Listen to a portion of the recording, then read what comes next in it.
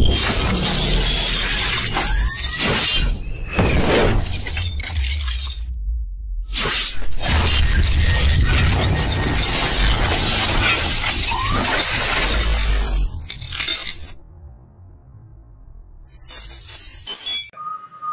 guys, jumpa bersama saya James Bore di channel yang edukatif dan inspiratif. Tentunya di Pod James. Wacau! Open mind, ya. Drama kasus pembunuhan ibu dan anak di Kota Kupang atau yang dikenal dengan kasus Penkase cukup menarik perhatian publik. Ira Ua adalah salah satu orang yang banyak mendapatkan tuduhan yang besar dari publik dan dianggap sebagai salah satu orang yang turut bertanggung jawab atas kematian Astrid dan lain. Namun, Ira tidak pernah muncul ke publik untuk membantah semua tuduhan-tuduhan tersebut sampai akhirnya dia ditetapkan menjadi seorang tersangka dalam kasus tersebut. Tetapi hari ini, kita akan mengupas tuntas langsung bersama dengan saudari Ira Ua dalam satu sisi yang sedikit berbeda, yang mungkin Anda belum pernah mendengarnya dari media-media lain sebelumnya. Dan saat ini, sudah bersama-sama dengan saya, saudari Ira Ua. Selamat sore Ira, apa kabar? Baik. Ya Ira, kasus ini kalau tidak salah sudah lebih dari 5 bulan, ya pengusutan kasus Penkase ini berjalan. Nah, Anda adalah salah satu orang yang mendapat tuduhan yang begitu besar dari publik sebagai orang yang dianggap bertanggung jawab atas kasus kematian dari Astrid dan Lael. Tapi sepanjang tuduhan ini berlangsung di media sosial, di publik, Ira tidak pernah muncul dan menjawab tuduhan-tuduhan tersebut sampai pada akhirnya beberapa hari yang lalu Ira ditetapkan menjadi seorang tersangka dan baru mulai muncul dan memberikan klarifikasi atas semua tuduhan tersebut. Pertanyaannya adalah, kenapa Ira baru muncul dan memberikan tanggapan atas semua tuduhan-tuduhan itu? Iya, gini Kak James, jadi yang pertama harus dipahami dulu, ini adalah musibah saya, keluarga saya, suami saya, dan keluarga suami saya. Jujur ini pukulan yang sangat berat untuk kita hadapi sekarang. Jadi pada saat kami mengetahui adanya kasus ini, kemudian suami saya, Randi, mengaku bahwa dia yang melakukan tindakan ini, kami keluarga belum sepenuhnya percaya, sejujurnya belum sepenuhnya percaya. Jadi kami sempat konsultasi ke teman-teman yang mungkin lebih mengerti hukum daripada kami. Jadi pada saat itu kami disarankan juga untuk biarkan aparat hukum bekerja, biarkan mungkin Randi juga ingin mengakui atau ingin bertanggung jawab atas apa yang dia buat. Kami dari pihak keluarga, apalagi saya istri, jujur hanya bisa berdoa, hanya bisa bersabar. Saya juga dipanggil sebagai saksi, jadi tidak ada yang kami bisa lakukan. Saya juga sebagai saksi hanya bisa memberikan keterangan saya, tentu saja kepada pihak yang berwenang, kepada kepolisian. Saya tidak punya kewajiban atau tidak punya apa untuk harus mengklarifikasi segala sesuatu yang saya buat atau tidak saya buat ke orang-orang. Seperti itu, Pak. Oke, mungkin Anda bisa menceritakan sedikit kronologi, ya. Kapan Ira tahu kalau suami Ira itu punya hubungan gelap atau hubungan terlarang dengan Astrid dan sampai menghasilkan anak? Kalau itu saya ingat, jadi tepatnya di bulan Mei tahun lalu, 2021. Jadi kalau tidak salah di sekitar tanggal 20-an Mei, saya mendapatkan informasi itu dari sahabat saya. Tapi sahabat saya jujur tidak tahu bagaimana tepatnya atau bagaimana detailnya tentang perselingkuhan. Dia hanya bilang, sepertinya Randi berselingkuh. Tapi kalau misalkan kamu mau tahu yang lebih tepat, mau tahu yang lebih pasti, nanti saya antar kamu ke yang lebih tahu. Kebetulan saudara saya itu pernah satu kantor dengan Astrid, jadi dia kebetulan tahu hubungan mereka.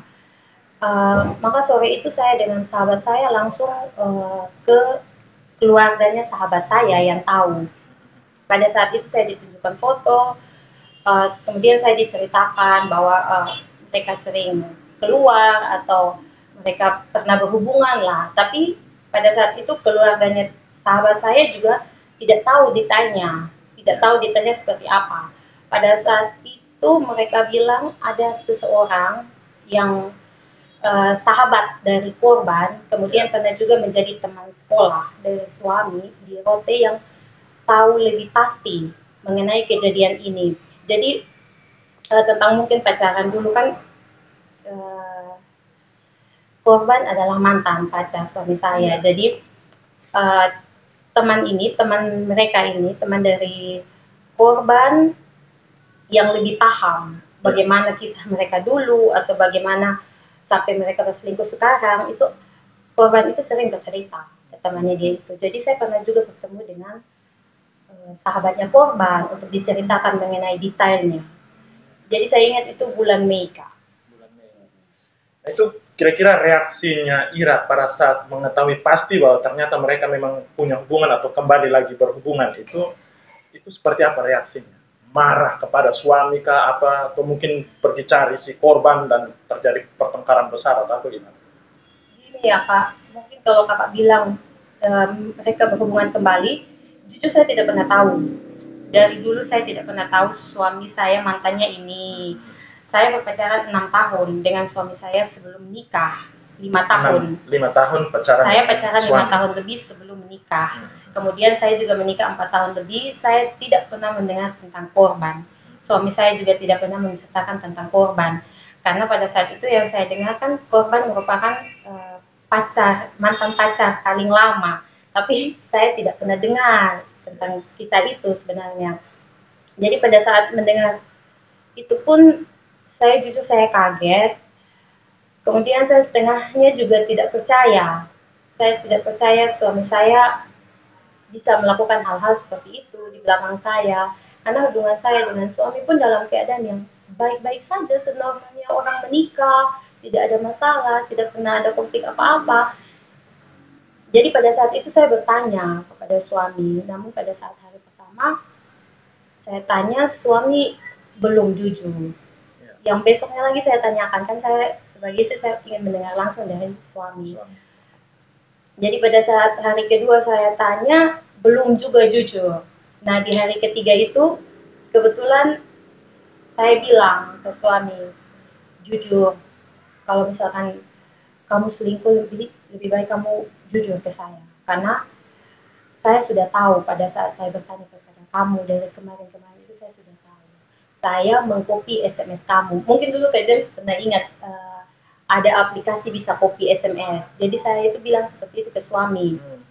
Jadi kamu SMS siapa di luar, SMS keluar ke siapa saya tahu. SMS masuk itu juga saya tahu. Saya tahu kalau misalkan kamu berselingkuh di belakang saya. Jadi pada saat itu baru suami saya jujur kalau ternyata dia selingkuh. Nah, respon saya pada saat itu mungkin perempuan-perempuan atau istri-istri yang pernah diselingkuhi lebih tahu perasaan itu. Saya mau bilang ke James juga bagaimana pandangan ke James. Saya yakin ke James pasti beda karena laki-laki. Tapi pada saat itu saya down, tapi saya masih berusaha untuk fair. Artinya saya bertanya ke suami, bagaimana ini? Kalau misalkan kamu lebih mencintai korban atau kamu hubungannya sudah lama dengan korban, silakan. Saya tidak apa-apa. Ceraikan saya saja. Karena bagaimana ya Pak? Kita sebagai perempuan itu kalau misalkan, ini menurut saya, kembali menurut saya kalau misalkan lelaki sudah tidak memilih saya tidak bisa memaksa laki-laki untuk tetap dengan saya. Jadi pada saat itu saya bilang, kalau kamu lebih memilih dia, silakan, ceraikan saya saja. Saya tidak apa-apa. Lebih baik saya sendiri daripada saya harus hidup bersama dengan laki-laki yang hatinya tidak bersama saya. Terus Randi menjawab apa pada saat itu? Pada saat itu suami saya terus mencoba meyakinkan saya bahwa dia memilih saya. Jadi itu hanya merupakan suatu kesalahan untuk mereka melakukan perselingkuhan itu, tapi dia tidak mau kehilangan saya. Tetap mau mempertahankan. Iya, dia tidak mau kehilangan saya dan rumah tangga yang sudah kami bangun. Jadi saya dengan pertimbangan-pertimbangan saya yang sudah mempunyai rumah tangga, mempunyai keluarga besar, mempunyai anak, saya memutuskan untuk memberikan kesempatan pada suami saya, Pak. Terus setelah itu pernah nggak mungkin Ira mencoba pergi menemui korban untuk meminta supaya jangan ganggu lagi suami saya atau menegur dia ketika mengetahui bahwa mereka ada hubungan kembali seperti itu. Eh, Gini Kak, saya tipe perempuan yang dari dulu menurut saya selingkuh, kalau misalkan saya punya pasangan yang berselingkuh, mutlak adalah kesalahan pasangan saya. Saya sangat malu Kak, kalau misalkan saya bertemu dengan selingkuhan suami, bahwa pada saat itu mungkin dia bilang suami kamu yang mencari saya atau apa. Jadi pada saat itu saya memutuskan suami saya yang berjanji untuk menjaga komitmen dengan saya, tapi pada saat itu dia sudah terbukti mencurangi saya. Jadi saya hanya bisa sakit hati dan kecewanya dengan dia.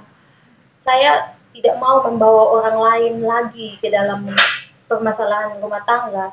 Jadi pada saat itu juga pernah saya itu sebenarnya mungkin kalian sudah baca yang WA di luar. Jadi pada awalnya itu kan ada informasi beredar di media sosial, orang posting percakapan di mana Anda menghubungi si korban terus ada pertengkaran lewat WA gitu. Ya. Itu gimana? Ya, jadi itu memang benar itu WA saya dengan korban. Awalnya itu kalau tidak salah sahabatnya korban itu bicara kepada saya bahwa korban ingin saya yang menchat dia, ingin saya mencari dia, karena saya kan selama itu tidak pernah mencari dia. Selama masalah itu saya tahu, perselingkuhan saya tahu pun saya berurusan dengan suami. Jadi saya tinggal bilang suami pilih, kalau tidak mau ya cerai, tidak mau ya saya cerai. Kalau misalkan kamu memilih saya ya kamu sebagai laki-laki komitmen. Kamu bilang ke dia, kamu memilih saya dan blokir, jangan pernah ketemu. Nah pada saat itu korban meminta sahabatnya dia yang kebetulan pada saat itu mempunyai komunikasi dengan saya, meminta saya untuk menchat dia. Namun pada saat itu saya bilang saya tidak mempunyai urusan dengan dia. Saya punya urusan itu cuma dengan suami saya. Saya tidak mau bermasalah dengan dia.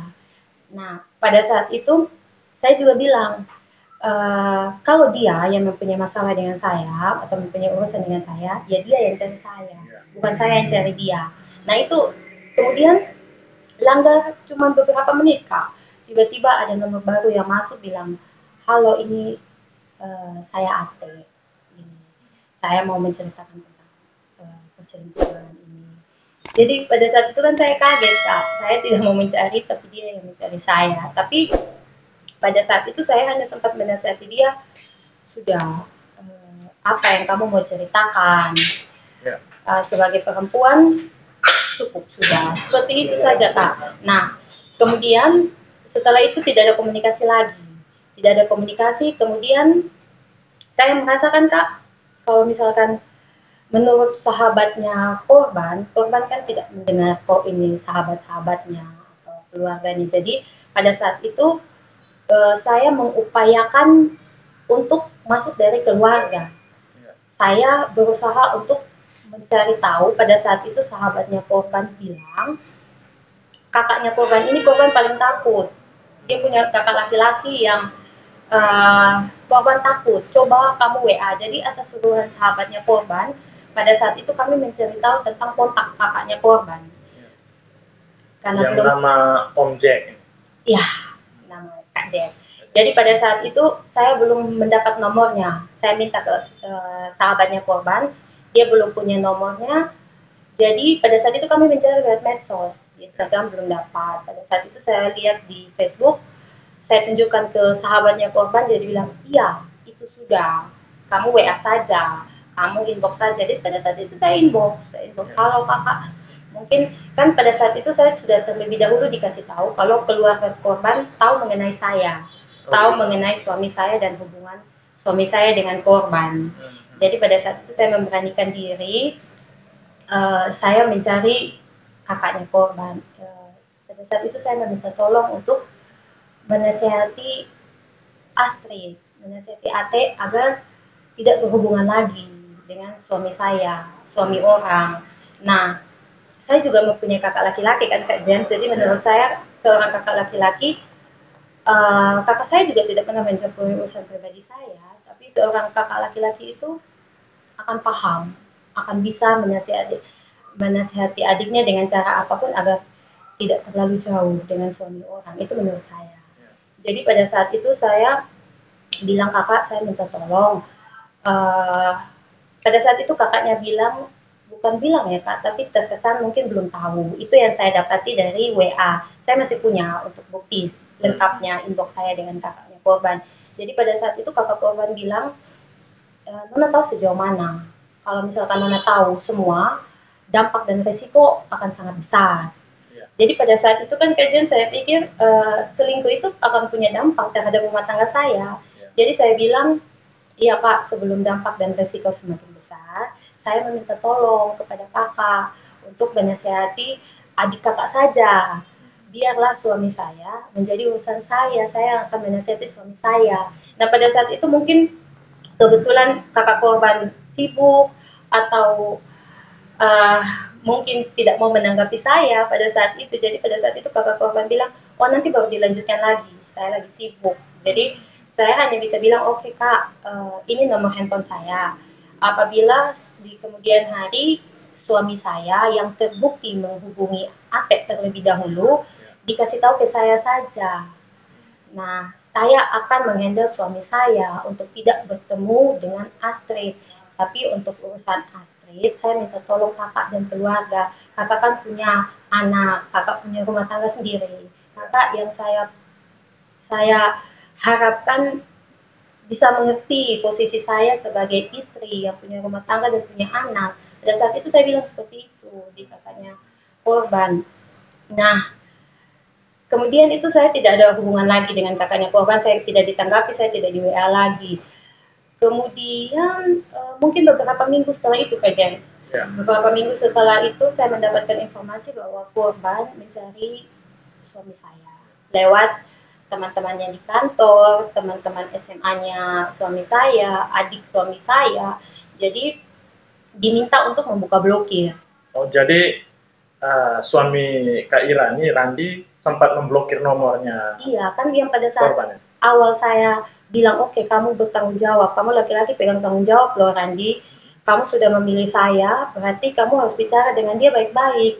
Kamu sudah pilih saya, blokir, setelah itu blokir. Jangan ada hubungan apa-apa lagi, jangan ketemu lagi. Jadi pada saat itu Randi bilang ke saya kalau mereka sudah berbicara baik-baik dan mereka mengambil keputusan sama-sama kalau tidak akan saling mengganggu. Jadi pada saat itu yang saya tahu. Jadi pada saat saya mendengar kalau korban terus mencari tentang suami saya, dia meminta untuk membuka blokir, untuk baca WA, atau dia meminta temannya suami saya untuk membacakan kepada Randi WA-WA yang dia kirim.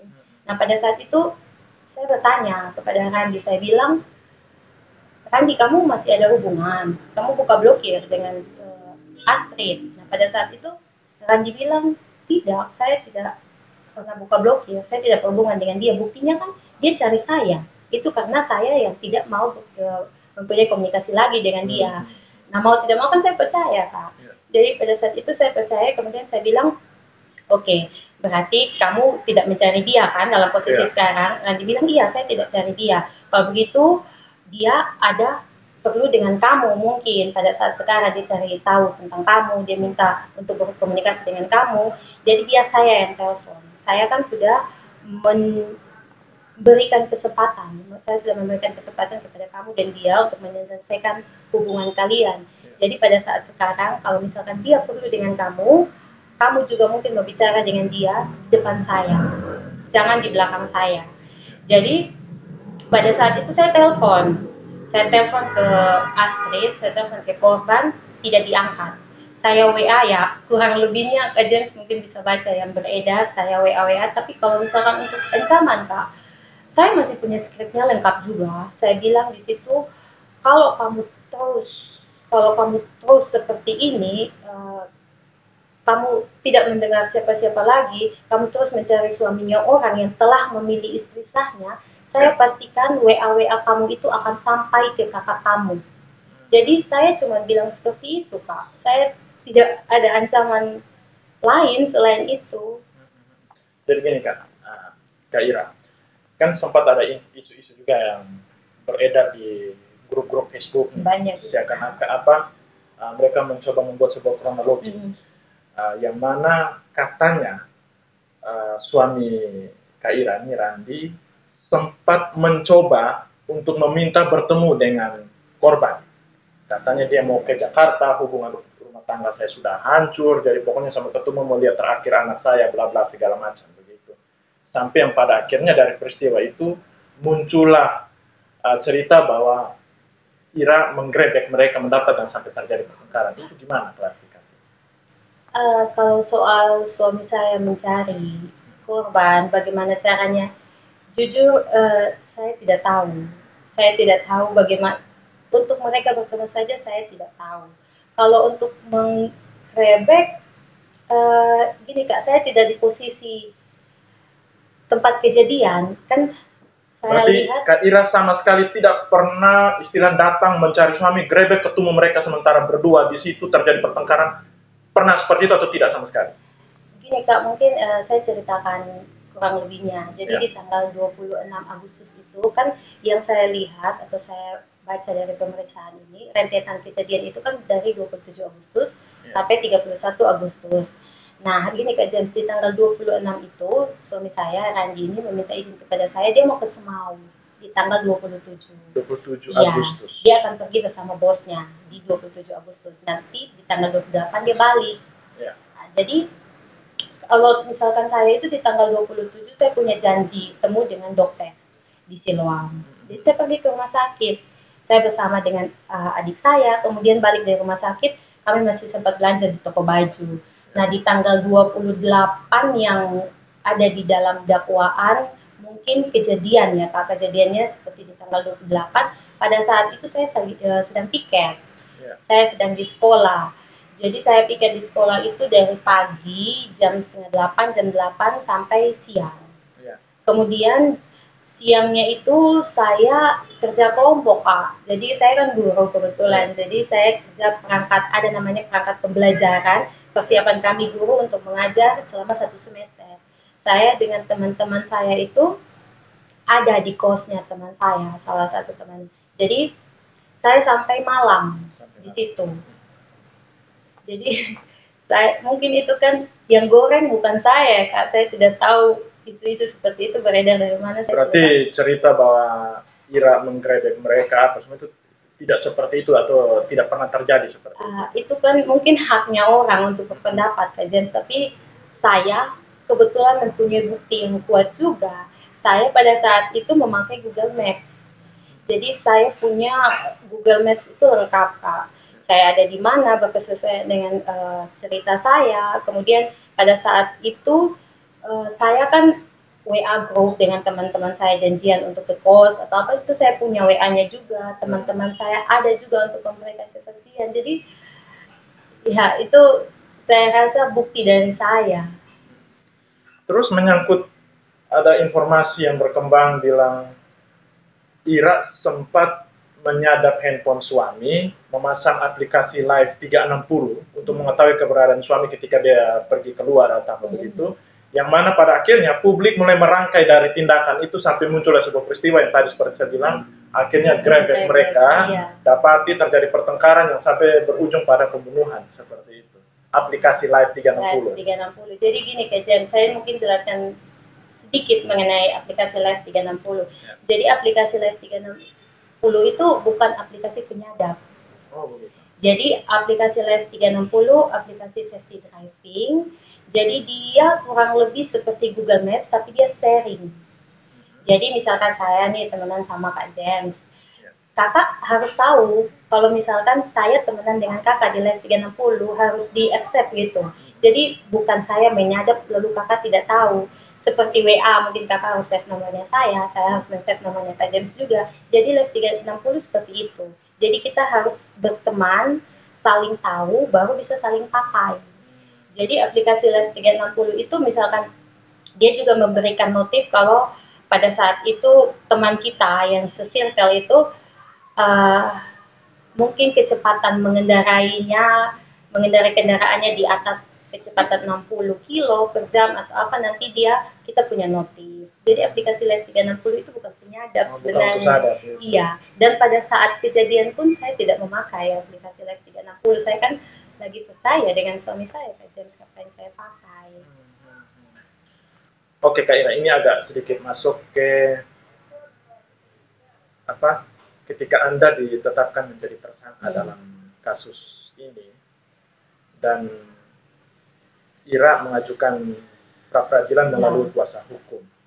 Itu apa sebenarnya menjadi keberatan dari penetapan tersangka ini sehingga Ira merasa bahwa harus pra-peradilan? Yang pertama, kalau saya melihatnya, saya kurang bisa menjelaskannya lebih ke hukum bagaimana, nanti itu bisa dijelaskan pengacara saya. Tapi sebagai orang awam, saya tidak tahu nih kejadian saya salahnya apa. Selama pemeriksaan, selama BAP juga, saya tidak melihat saya sebagai tersangka. Saya punya bukti nih Kak James, kalau misalkan saya di luar kan, misalkan orang bilang ini bersama-sama dengan suami melakukan ini. Sedangkan bukti saya ada nih, masa bukti saya dikesampingkan kan? Jadi saya pikirnya, kenapa saya mau ditetapkan sebagai tersangka atas kesalahan atau tindakan saya yang mana dulu nih Kak? Iya. Jadi karena saya bingung, saya kan kurang lebih diperiksa itu banyak, saya tidak tahu atau tidak hafal seberapa banyak, tapi berkali-kali saya pernah dalam 1 minggu itu setiap hari selama 1 minggu 5 harinya itu saya ada di Polda untuk menjalani pemeriksaan, dan saya kooperatif. Panggilan pertama saya ke sana untuk pemeriksaan dan tidak ada satu tindakan pun menurut saya bahwa saya melakukan tindakan ini. Jadi saya bingung Kak. Sampai dengan tes lie detector juga diuji ke Ira ya? Iya, saya 2 kali. Saya 2 kali untuk pemeriksaan lie detector. Hasilnya juga saya tidak tahu. Saya belum tahu hasilnya seperti apa. Tapi mungkin kita bisa lihat dari bekas suami yang P21 terlebih dahulu. Mungkin lie detector hasilnya tidak membuktikan atau bagaimana, saya tidak tahu. Mungkin nanti bisa dijelaskan mengenai pemeriksaan dengan PH saya. Pada saat itu saya bicara dengan tim kuasa hukum bahwa saya juga mempunyai hak, karena pada saat penetapan tersangka pun artinya saya mempunyai hak asasi dasar saya sebagai manusia untuk memperadilankan atas kebingungan saya ini. Jadi saya cuma memakai hak saya saja. Selama Anda menjalani pemeriksaan di Polda, apakah Anda mendapatkan perlakuan-perlakuan yang mungkin kurang menyenangkan, atau mungkin ada tindakan-tindakan verbal yang mungkin menyinggung Anda, atau mungkin semuanya, atau mungkin Kak Ira selama menjalani pemeriksaan itu pelayanannya baik atau apa seperti itu? Baik Kak, jujur selama saya pemeriksaan, tekanan itu saya tidak rasa awalnya. Tapi setelah saya ditetapkan tersangka ini, saya jadi ingat, saya ke notis lagi toh Kak James. Jadi saya pikir gini, pada saat saya diperiksa itu pernah kan disuruh, ayo jujur, karena ini tindakan yang istilahnya pembunuhan ini, kalau misalkan tahu melakukan atau bagaimana lebih baik jujur. Kemudian pada saat itu ada satu yang menarik Kak James, jadi pernah adalah senior penyidik, menurut saya dia senior penyidik karena dianggap sebagai senior di situ. Jadi dia bilangnya seperti ini Kak, kalau tidak jujur ya tidak apa-apa, lihat kasusnya Jessica saja, tidak ada bukti bahwa kasus kopi sianida ini. Ya, Jessica kopi sianida. Jadi pada saat itu dikatakan lihat saja kasusnya Jessica, dia tidak mengaku, tidak ada bukti yang bilang dia sebagai seseorang yang melakukan, tapi tetap dia bisa dihukum karena pendapat orang mungkin atau apa. Jadi pada saat itu kan saya berpikirnya saya tidak buat kan, saya tidak melakukan, jadi saya tidak merasakan sesuatu hal yang menyindir saya atau bagaimana, tidak. Tapi kemudian setelah saya ditetapkan sebagai tersangka, saya mikir lagi Kak James. Jadi saya pikir, oh apakah mungkin saya ini mau dijadikan seperti Jessica, tidak mempunyai bukti, tidak ada petunjuk, tapi bisa ditersangkakan, kemudian diadili, menunggu fakta saja. Tapi saya juga baca Kak, mau tidak mau saya baca mengenai kasus Jessica, dan yang saya lihat Jessica itu mungkin Kak James tahu, dia yang mengajak untuk bertemu itu inisiatifnya dari Jessica, dia yang pesan kopi, dia yang pilih tempatnya. Sedangkan saya apa Kak? Saya benar-benar tidak bisa menemukan hal-hal yang membuat saya terlibat dalam kasus ini. Makanya saya memakai hak saya sekarang. Tapi kan Anda dikenakan dengan pasal 55 KUHP, yang mana Anda dinyatakan mungkin menghasutkan, menyuruh melakukan seperti itu. Itu sebagaimana pendapat? Ini kan tepatnya mungkin berhubungan dengan pasal, nanti akan dijelaskan PH saya. Tapi saya sebagai orang awam sedikit membaca juga mengenai pasal itu. Jadi pasal itu kan orang yang dengan perjanjian atau iming-iming segala sesuatu mempunyai niat terlebih dahulu, kemudian meminta orang lain, menyuruh orang lain untuk melakukan.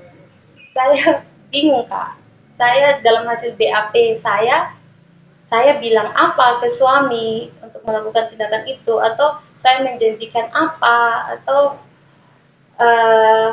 saya bicaranya seperti apa. Jadi saya bingung Kak, jujur. Ya. Terus berdasarkan informasi yang kami peroleh dari salah satu media pers itu menyebutkan bahwa salah satu dasar Anda ditetapkan jadi tersangka itu berdasarkan keterangan saksi. Nah, salah satu saksi yang diungkapkan itu adalah suami Anda sendiri yang menyatakan bahwa Anda juga terlibat, terutama dalam menyuruh atau menghasut itu seperti itu. Iya. Jadi kalau misalkan Kak James mengikuti persidangan tadi, kan tadi sudah dilaksanakan persidangan pertama untuk suami saya. Jadi suami saya itu mengatakan bahwa selama di BAP dan selama kami bertengkar pun tidak pernah ada ucapan seperti itu. Tidak pernah keluar dari mulut saya untuk saya menghasut dia, menyuruh dia. Dia tidak merasa juga seperti itu. Jadi mungkin bisa kajian tanyakan ke media informasi dari mana mereka dapatkan seperti itu. Karena suami saya sudah menjawab sendiri tadi dalam persidangannya dia, pada saat pembacaan dakwaan. Ya, Ira, kapan Anda mendengar kabar atau mungkin menerima pemberitahuan bahwa pada akhirnya Anda ditetapkan menjadi seorang tersangka? Gini Kak James, jadi tanggal 24 April 2022 kemarin saya sempat membaca di salah satu media online kalau kejaksaan memastikan akan ada tersangka baru, sudah pasti. Jadi saya mikirnya, oh mungkin namanya kan kasus semakin terang, itu tidak apa. Saya sebagai saksi pikirnya itu tidak masalah, tapi kemudian di tanggal 25 siang nama saya keluar di dakwaan. Pada saat pendaftaran di pengadilan itu nama saya ada, bahwa saya bersama-sama dengan suami pada tanggal 28 Agustus melakukan ini. Nah, saya bingung Kak James, karena di tanggal 25 itu sorenya, kan saya dengarnya siang, pagi mau ke siang lah. Nah, sorenya itu saya baru mau diperiksa sebagai saksi. Sore mau diperiksa sebagai saksi? Ya. Tapi mendengar informasi dari dakwaan sama-sama dengan suami turut melakukan itu? Di paginya, di siangnya iya. Jadi nama saya sudah ada di dalam dakwaan nih. Jadi 25 saya drop Pak. Jadi pada saat itu kan saya prepare untuk mau pemeriksaan sebagai saksi. Wah, nama saya sudah di dakwaan, sedangkan saya masih saksi nih Kak James. Apakah nanti hasil pemeriksaan saya itu tidak penting atau bagaimana? Saya sudah pasti akan ditetapkan sebagai tersangka. Saya juga kurang paham Kak. Kan saya tahu nanti yang menetapkan itu kan polisi, tapi loh kok nama saya sudah ada di dakwaan. Saya bingung Kak, tapi karena saya kooperatif dan saya percaya kalau saya benar-benar tidak melakukan, Tuhan ada bersama saya tetap ke Polda Kak. Jadi sorenya saya tetap ke Polda, saya mengikuti pemeriksaan dengan baik, menurut saya baik. Saya hanya ditanya beberapa pertanyaan, kemudian di tanggal 26-nya itu saya lihat lagi bahwa kejaksaan memastikan sudah ditetapkan akan ada satu tersangka. Nah, sorenya saya mendapatkan panggilan pemeriksaan sebagai tersangka. 27 April baru saya ditetapkan secara resmi oleh kepolisian. Sebagai tersangka? Iya, sebagai tersangka. Jadi Jujur saya bingung Kak, saya bingung dengan semua ini, saya bingung. Saya hanya menggunakan hak hukum saya untuk memperjelas. Kalau menurut saya Kak, yang saya baca bahwa pembuktian dalam hukum pidana adalah seterang-terangnya lebih terang dari cahaya. Apa yang saya lakukan Kak James sehingga saya ditetapkan, itu yang saya mau lihat dan saya mau tahu.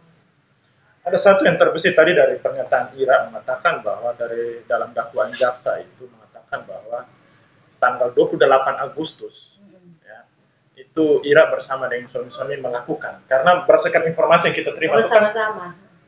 Tanggal 28 Agustus itu kan tanggal di mana korban ini dibunuh kan begitu. Kalau tidak salah tanggal 28 Agustus ya.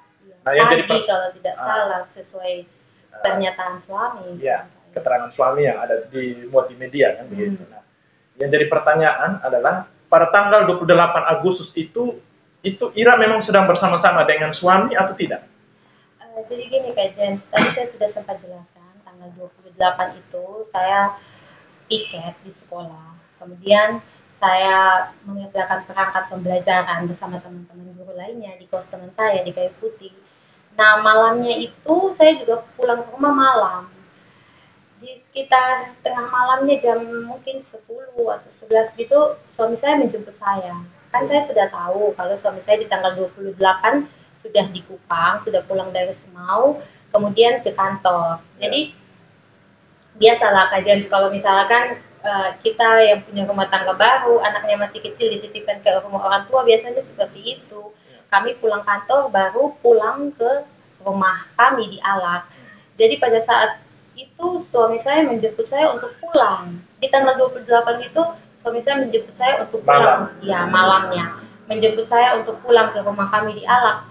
Namanya kan saya dijemput oleh suami saya sendiri Kak James. Pulang juga ke rumah kami sendiri di Alak. Jadi pada saat itu saya ikut untuk pulang. Jadi ini kesaksian saya di BAP sesuai dengan Google Maps dan juga kesaksian suami setelah jadi tersangka. Pada saat itu 28 saya sampainya di Alak sudah larut, sudah tanggal berapa jam, hampir jam setengah 1. Itu saya ingat juga sesuai Google Maps, setengah 1 pagi, dini hari. Nah kan sudah malam Kak, saya tidak sempat bertanya atau mencari tahu apa-apa tentang apa yang dilakukan di Semau atau apa, kami langsung istirahat.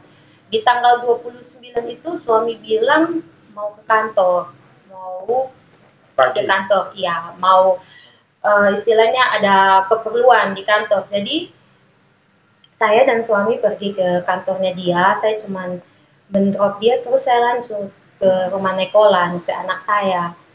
Nah di tanggal 29 itu yang saya tahu dia sedang mengerjakan tugas kantor di kantor. Nah sorenya waktu dia pulang ke rumah itu, kan kami sudah tidak mempunyai kamar di rumah orang tua, jadi saya di kamarnya mama. Nah pada saat itu dia masuk, dia mencas handphone, di situ dia ke kamar mandi. Namanya iseng kan Kak James, perempuan kalau sudah pernah diselingkuhi ada saja kemauan untuk tetap memeriksa. Jadi pada saat itu saya iseng, apalagi handphonenya ada di depan, jadi saya iseng periksa panggilan telepon masuk, telepon keluar, tidak ada yang mencurigakan. WA tidak ada yang mencurigakan. Kemudian saya iseng diperiksa untuk di WA dan telepon SMS juga tidak ada yang mencurigakan. Pada saat itu saya periksa Google Maps. Nah kalau Google Maps itu kan, kalau seperti tadi Kak James bilang, kalau live 360 kita bisa sharing, kalau lihat. Kalau Google Maps itu kan waktu saya periksa handphonenya Kak James baru saya bisa lihat. Nah pada saat itu juga saya baru periksa handphonenya suami dan saya lihat, saya lupa tepatnya di tanggal berapa Kak, tapi tulisannya itu jelas saya ingat, di Kelapa 5. Jadi di lini masa suami itu, di lini masanya Randi, dia berada di Kelapa 5 untuk durasi waktu yang lama, cukup lama, berapa jam gitu. Nah, saya kan tahunya dia ke Semau, Kak. Saya tahu dia dengan bosnya ke Semau, ada kerja kantor. Jadi, dan saya juga kebetulan tahu kalau korban tinggalnya di Kelapa 5. Jadi saya pikir, wah, ini sudah tidak benar. Ini sudah bohong ini ke saya. Jadi pada saat itu saya keluar dari kamar orang tua saya, Suami juga keluar dari kamar mandi. Saya bilang sini, saya ajak dia ke kamar adik. Pada saat itu saya bilang, Randi, kenapa kamu bilang kamu ke Semau, tapi Google Maps kamu di Kelapa Lima? Nah pada saat itu Randi bilang, kamu percaya saya atau percaya aplikasi itu? Pada saat itu dia bilang, bisa kamu percaya aplikasi bodoh daripada saya, suami kamu. Nah pada saat itu kan saya bilang, Google Maps ini tidak pernah salah. Kan dia satelit kan, jadi Google Maps tidak pernah salah, Randi. Kamu itu selingkuh. Selama ini kan saya sudah memberikan kesempatan kepada kamu, saya tidak memberitahukan keluarga saya. Jadi kalau sekarang kamu selingkuh, saya rasa saya harus kasih tahu ke keluarga. Saya sudah tidak bisa kamu bohongi lagi. Jadi pada saat itu saya bilang seperti itu, dia bilang sudah, saya capek. Kalau kamu mau percaya dengan aplikasi itu, terserah kamu. Kamu mau bicara dengan keluarga kamu, terserah kamu. Saya capek, saya mau jalan. Jadi pada saat itu dia jalan, Kak. Jadi kalau misalkan orang-orang bilang, saya yang menyuruh suami, mungkin begini Kak James. Harusnya tidak perlu cemburu lagi kan, berarti kan sudah selesai. Atau gitu. Mungkin saya buat apa, kamu sudah lelah mengikuti suruhan saya. Tidak, Kak. Pada saat itu saya tidak tahu, benar-benar tidak tahu apa yang terjadi di belakang saya. Pertemuan mereka pun saya tidak tahu. Jadi saya pikirnya, wah ini sudah pasti dia pergi berselingkuh dengan korban. Jadi saya juga memarahi dia di tanggal 29. Dan pada saat itu menurut saya suami saya drop. Saya jarang, hampir tidak pernah dimarahi oleh suami saya. Jadi pada saat itu saya pikir, wah ini dia sudah marah. Belum tentu juga tuduhan saya benar kan Kak James. Belum tentu juga suami saya pada tanggal 20 berapa itu dia izin, mungkin ada yang bisa dia jelaskan. Tapi saya terlanjur menuduhnya seperti itu.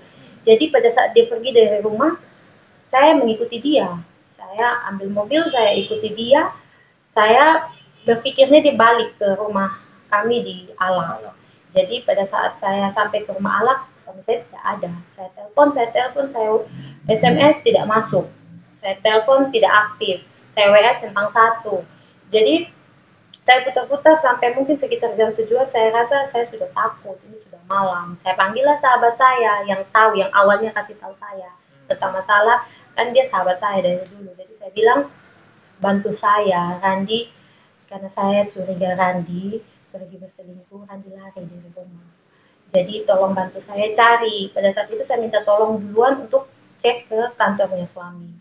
Jadi pada saat dicek, bilangnya dia sudah pulang dari sore. Terus teman saya panggil untuk bersama-sama saya cari. Kami cari, putar-putar, tidak ketemu. Di telepon juga masih belum aktif. Sudah sampai jam 9, saya juga sempat telepon ke teman-temannya suami saya, tapi nihil. Saya sempat menelpon 2 orang pada saat itu, yang saya punya nomornya, dan bilang tidak bersama-sama dengan suami hari itu. Jadi saya pikir, sudah jam 9 malam, saya tidak tahu mau usaha apa lagi. Pada saat itu teman saya bilang, ini sudah malam. Randi laki-laki besar, laki-laki dewasa, dia tahu apa yang dia lakukan, tidak mungkin dia melakukan hal-hal yang aneh. Kamu pulang saja dulu ke rumah orang tua, tidak mungkin kita di sini sampai larut, tidak mungkin juga kamu sendiri di sini, mungkin dia ada urusan lain, dia tidak mungkin juga meninggalkan saya. Jadi pada saat itu saya mengikuti, oh iya biar saya pulang saja dulu ke rumah orang tua sambil menunggu kabar dari suami. Nah pada saat itu saya titip mobil saya di rumah, saya dengan mobil teman saya. Pada saat di tengah jalan, notif SMS itu muncul Kak James. Jadi kayak SMS terkirim, notifnya masuk. Ya menurut saya kalau bukan suami buka handphone, berarti SMS saya sudah dibaca. Jadi pada saat itu saya bilang sebentar, saya telepon saja. Ini SMS saya sudah masuk, berarti dia sudah mengaktifkan handphone. Jadi pada saat itu saya telepon, kamu di mana? Pada saat itu kan dia menangis. Kamu terus menuduh saya untuk bertemu dia. Saya sudah bilang saya tidak mungkin selingkuh, saya tidak mungkin ketemu dia. Kamu tidak percaya dengan saya. Jadi pada saat itu saya bilang, sudah, ini kamu janji satu hal di saya. Kamu tetap blokir dia, jangan pernah menemui dia, kamu jangan bertemu dalam hal apapun dengan dia. Dan saya berjanji saya tidak akan mencurigai kamu lagi. Jadi pada tanggal 29 itu Kak James, dia mau pulang setelah saya berjanji seperti itu. Jadi dia bilang oke, saya berjanji, tapi saya minta kamu jangan marah saya lagi, jangan tuduh saya. Jadi saya bilang oke, pulang. Jadi teman saya juga langsung mengantarkan saya ke rumah kami di Alak. Saya bilang kita harus pulang lebih duluan karena Randi ini, suami saya ini, tidak tahu kalau kamu ada gitu, tidak tahu ada orang lain yang tahu dia lari dari rumah. Jadi teman saya balik, saya yang tunggu dia. Saya menunggu dia seperti ini, Kak, di ruang tamu.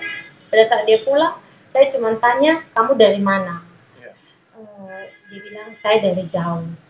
Dan saya juga tidak ada pertanyaan lagi, kan saya sudah janji di dia kalau saya tidak akan bertanya, saya tidak mau mencari tahu, yang penting kamu sudah berjanji, sudah cukup. Nah, saya baru tahu kalau pada saat itu dia di Laut NBD atau Laut Nunhila atau Nunbuang Sabu. Saya juga baru tahu dari berita kalau pada saat dia lari di tanggal 29 dia ke situ.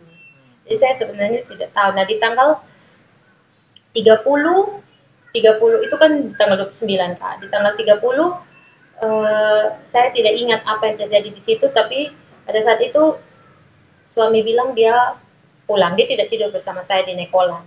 Nah, pulang ke rumah dia kan itu pola kami sehari-hari kajian. Jadi rumah kami di Alak, kalau saya terlanjur tidur bersama anak saya, suami saya pulang ke rumah untuk menjaga rumah. Jadi saya tidak berpikir ada hal-hal aneh.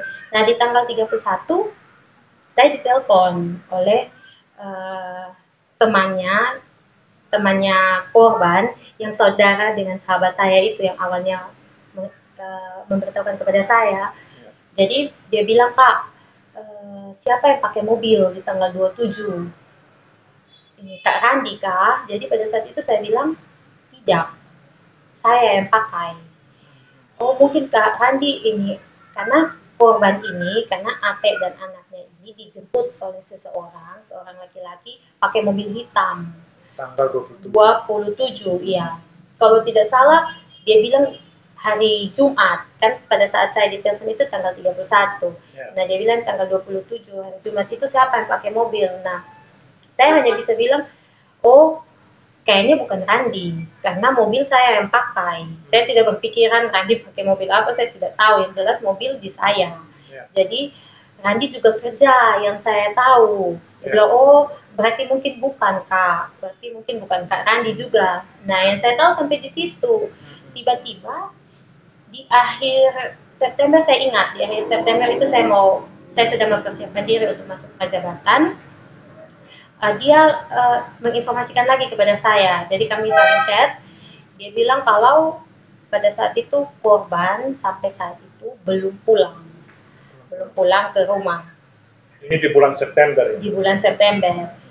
Jadi saya jadi ingat kembali begitu. Oh, pada saat itu saya dikasih tahu mungkin mereka kos. Karena dulu biasanya mereka berselingkuh di kos. Jadi mungkin mereka kos, atau kalau tidak keluarganya suami yang menyembunyikan korban. Jadi pada saat itu saya hanya bilang nanti saya cari tahu tentang itu. Pada saat itu saya sudah pakai Kak Live 360. Saya akan cari tahu tentang Randi, saya akan melihat pola dari dia bagaimana. Nanti kita lihat saja bagaimana. Kemudian yang mengenai keluarganya juga menurut saya tidak mungkin.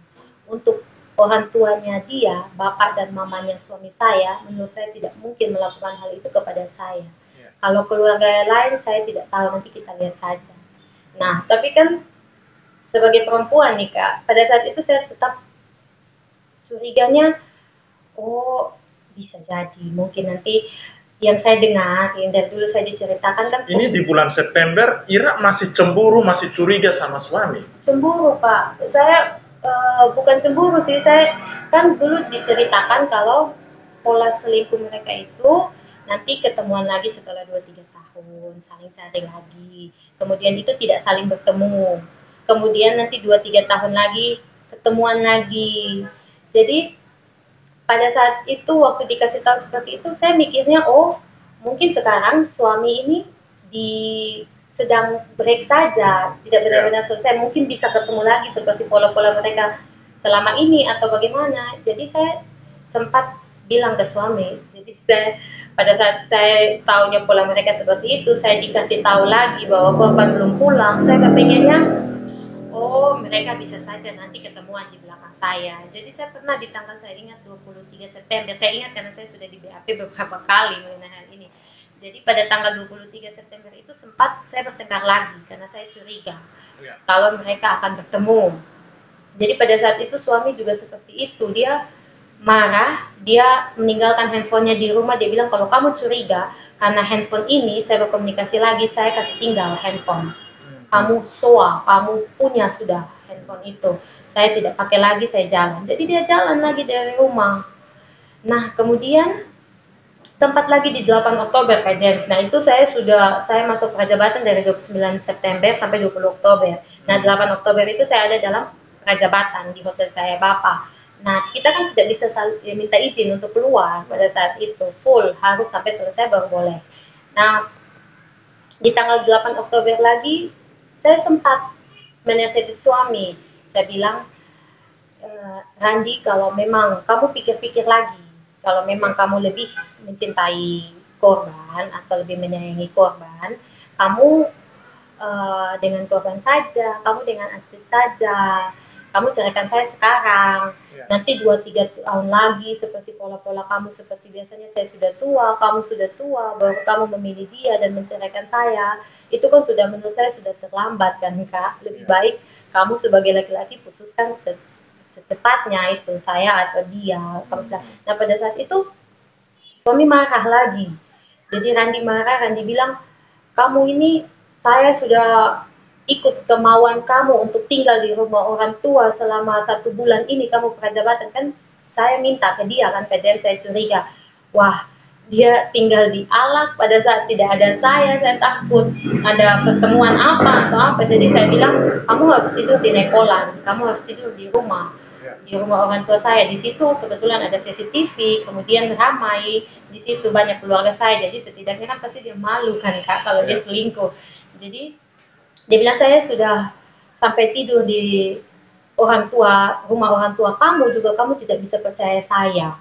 Jadi saya terus untuk berpikirnya, di otak saya itu tidak ada kejadian ini Kak, tidak ada kejadian seperti ini yang terjadi. Oke, Ira, pertanyaan terakhir untuk Ira. Saya mohon Ira bisa jawab dengan tegas. Ira benar-benar terlibat atau tidak sama sekali dalam peristiwa pembunuhan ini? Tidak Pak.